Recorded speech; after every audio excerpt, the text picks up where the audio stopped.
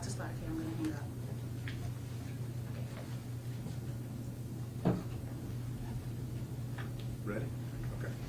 So, Tuesday, January 31st, around midnight, deputies were dispatched to a home at Westwood Road in Westlake, located DeMarcus Bardouin, 25, deceased inside the residence. So, what I'm going to talk about today is what we have at this point, and we have a long ways to go.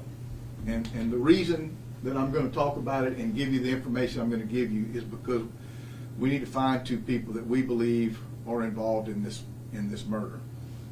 We do believe there's other people that are involved. We're certain of it. And you know, let me, as I do in any press conference like this, when we're looking for somebody, look, this can be done the hard way or the easy way.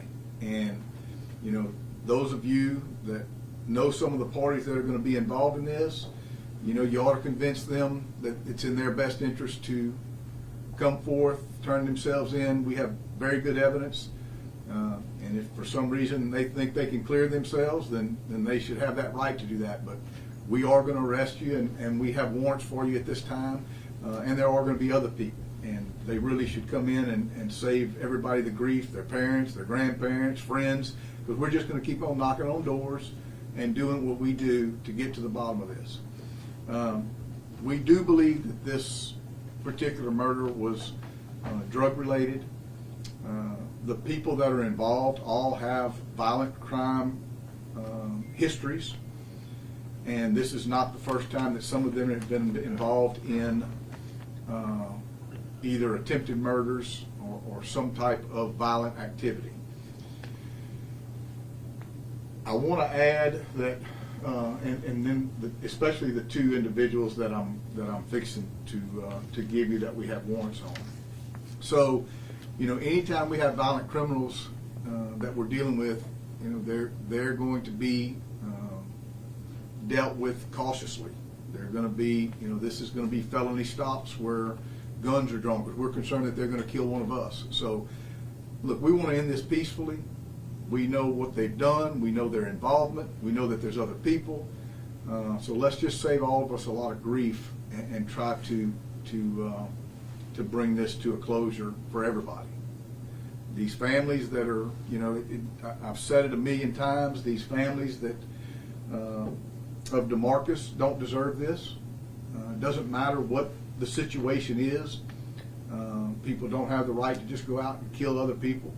And we're going to work until we can't work anymore to try to bring the people that did this to justice.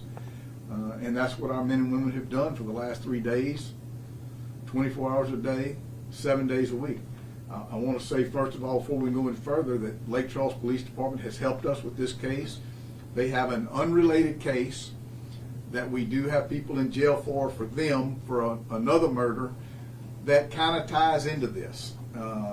That's the best way I know how to say it and the easiest way I know to say it, but I want to thank them because they've done a lot to help us in this particular case. So we are looking for, we're not sure where they're at, but we are looking for a Justin Ned, 22 of DeQuincy. He's charged right now with principal to second-degree murder, and Tori Lanchney, 22 of Lake Charles, charged with accessory after the fact to second-degree murder.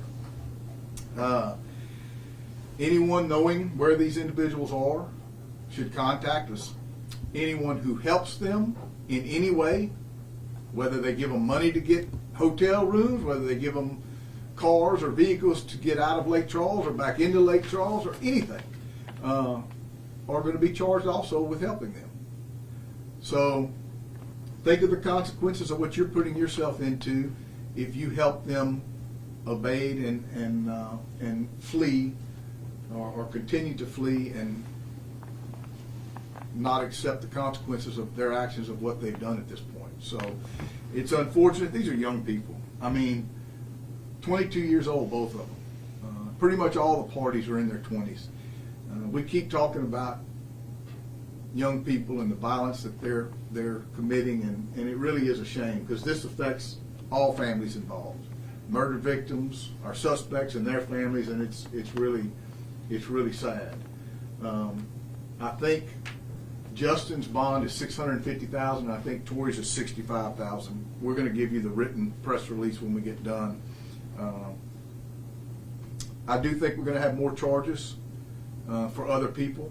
We just have more to do. We're still looking at evidence. We gathered a lot of evidence at the scene, both video surveillance and at other places also. So we have a lot more to go through.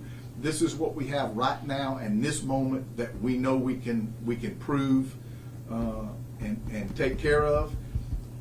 But again, I suspect we're going to have more in the days to come. It's just taking a little bit longer to get some of the evidence back that we need to get back and confirm and dot our I's and cross our T's to make sure that we're putting the appropriate charges and the appropriate people in jail that we need to put in jail. So with that, unless you have any questions, and I'm sorry if I don't answer some questions. I still don't want to talk about the manner of death yet. I know we've heard rumors and we've looked at some of the footage, but I don't want to talk about that yet, and not too much about the guts of the case, if you don't mind, just because we're still working it and we still have a little ways to go to tie up some loose ends. So, not that we're trying to hide anything. I know the rumors go out there that, oh, this happened, this happened. Look, that's why we don't release a lot of information, because we want to know, we know what the truth is, we know what happened, we know what the evidence shows us. We want to make sure the information we get is doing the same thing for us. And that's what we have to cipher through and make sure we're getting good, accurate information that supports the evidence that we have. And we have a lot of evidence. We've got some great evidence at the scene, in other areas that we've been led to help us. So, can I ask, just Sure. for my own clarification, you're looking for people in addition to these two persons? we have at least another DNA profile that just hasn't come back yet that we're going to get. And some other that we haven't submitted yet. So we have other evidence. That's why I said, look, we do what we can do and expedite first and try to, we kind of leapfrog as we go along in evidence and how we're dealing with evidence. So sometimes we get things back quick and sometimes it takes a little longer. It's a complicated process of sometimes if they're from here and we have it, it's easier to pinpoint them with our DNA lab. Sometimes we have to go outside that area with CODIS, and it just takes a little longer. When we get information from our sources, what we have control of, it's easy. Sometimes we have to go to outside sources, and it takes us a little longer to get that information. That's the investigators are in here. Is that the best way to explain it of how we get our information? So. And I don't know if you can answer this or not, but are you saying that there were more than these two persons? We feel like there's at the scene. We feel like that's the case. Yes, ma'am.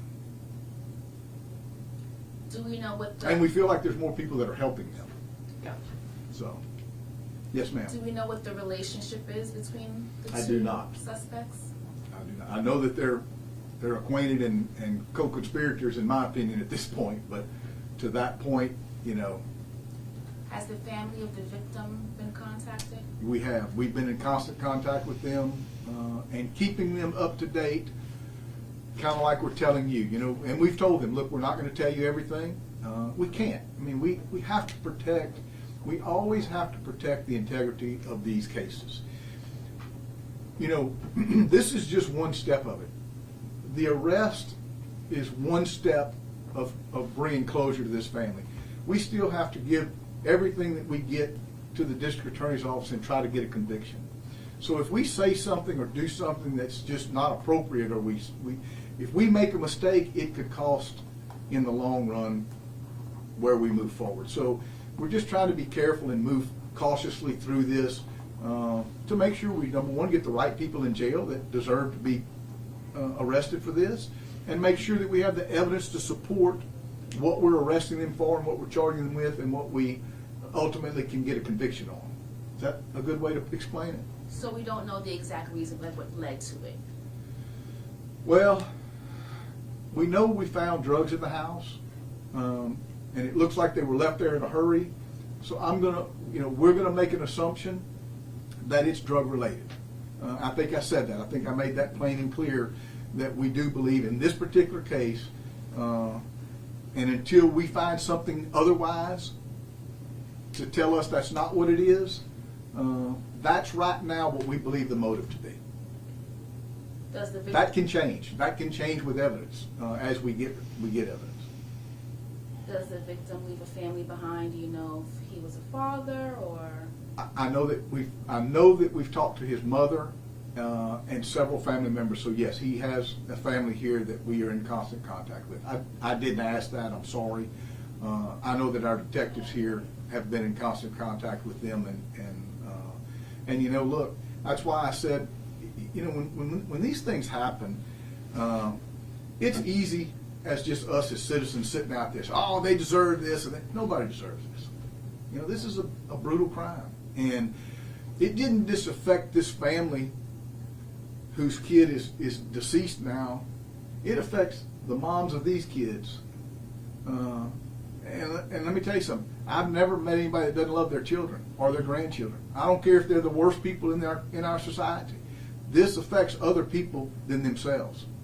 Unfortunately, they're probably only thinking of themselves right now, but this affects a lot more people than just a victim. There's a lot more that suffer from these actions. That's just from the human side of it, in my opinion. You know, it's easy to sit here as a sheriff and say, oh, they all deserve to go to jail and they should have the book thrown at them, and that's easy. You know, that's what the public pays me to do. We're paid to go out there and solve this. But there is a human element to this that nobody else sees. I see it as sheriff because I deal with the crying mama of this woman or this person's grandmother. I see that. Can you help them, please? They're not a bad person. You know, they have to suffer the consequences just like a grieving family because they may go to jail for a long time. So it's just not pleasant any way you look at it.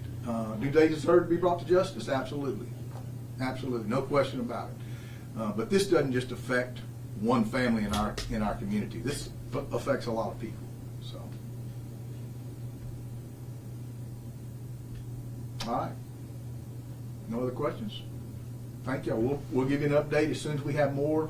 I appreciate you being patient. You know, we told you when you came the other day when we did the original that we just had some things. We had these suspects at that time, but we just didn't really have enough evidence to support what we were looking at the time. So our detectives, our real-time crime center, our relationship with other police departments, whether it be the Lake Charles Police who really helped us, whether it's been other police departments outside of our jurisdiction that have helped us.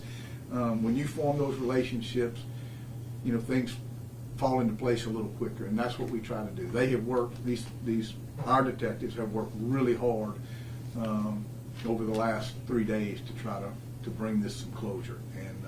And we're not quite there yet, but we're a lot closer than we were 2 days ago. All right. Thanks. What kind of drugs did you find? Ma'am? What kind of drug?